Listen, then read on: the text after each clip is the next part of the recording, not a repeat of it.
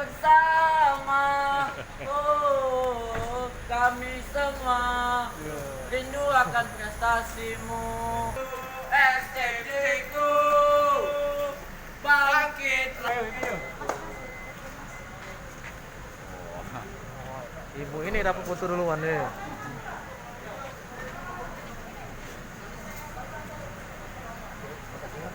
Kembali ke Palembang gitu.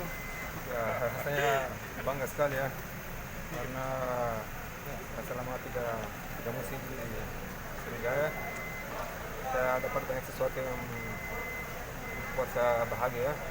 Keluarga saya juga di sini juga pertama kali ibu saya sama anak saya dari Brazil pergi ke sini ke Indonesia, dari Sriwijaya yang kasih saya itu, dan paspor saya Indonesia juga itu adalah bantuan dari Sriwijaya. Makanya saya hormatnya dengan Sriwijaya, dan inilah ada kesempatan untuk saya balas budi apa yang mereka kasih saya, jadi saya senang. Seberapa optimis